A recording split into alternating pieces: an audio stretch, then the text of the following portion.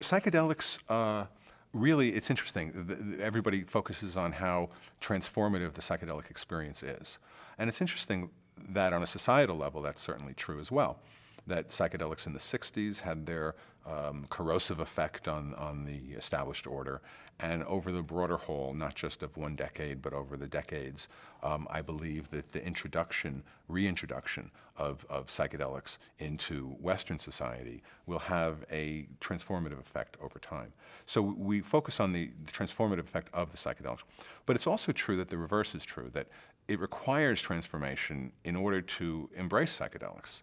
It's one of the tricky paradoxes of postmodernism that psychedelics both require and produce a transformative effect, both on an individual level as well as on a cultural level. So I've talked a lot today about this integral approach that I like to think of in my personal life, in my philosophy, in my spirituality, in my science, in my practice. And the same thing here is true, I think. I think psychedelics are in the process of being transformative to society as a whole. And it's not just psychedelics, but there's a lot of things happening. Global transportation, global information infrastructure, which has been going on since telegraph. These are long-term processes that change, the nature of life on the planet, from pockets of isolated, groupings to really one interconnected whole. In some ways, I talked about the stepwise nature of development and maturation. In some ways, as a species, that's our next step, to become integrated, to become whole, to have the emergent property of that level of complexity become the, what I think of as the emergent mind of man, of humanity. And I think psychedelics are in the process of transforming society.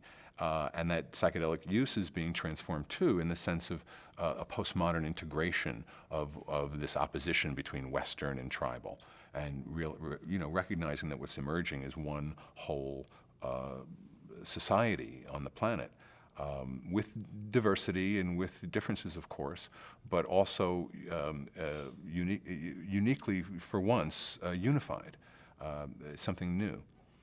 So it'll be interesting to see what happens with society. But I think in this context, the use of psychedelics, I imagine 100 years from now, assuming we still have a society and that global warming and other things haven't created a human dieback, but assuming there's still a society as we know it, 100 years from now or 200 years from now, I expect that psychedelic practice would be fully integrated, that all the wisdom of tribal practice would have been uncovered and embraced and integrated into so-called Western practice. It wouldn't be Western anymore, it would be a global practice.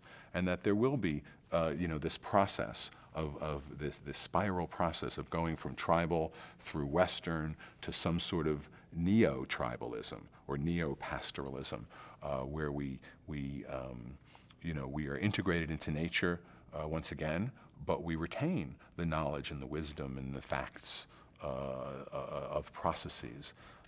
In a sense, the Western approach has been to break things down, to analyze them, to find the component parts and the mechanisms, and the tribal way is whole.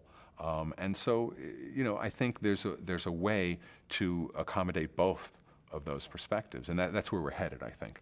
So the use of psychedelics, I think, will reflect that. I think there'll be more of a spiritual acceptance in Western medicine, that there's a healing aspect. I mentioned stigmata, spontaneous remission, other sorts of biological effects that we see as sort of an effect of the mind, that really healing takes place by the mind, that even when you give an outside chemical, like penicillin, for example, that it works by triggering organismic processes, which are mind-body processes by definition.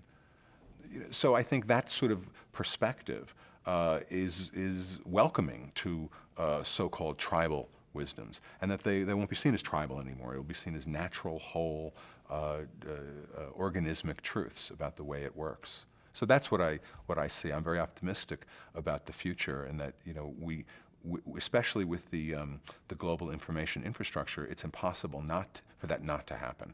I think that's the natural process we're going through.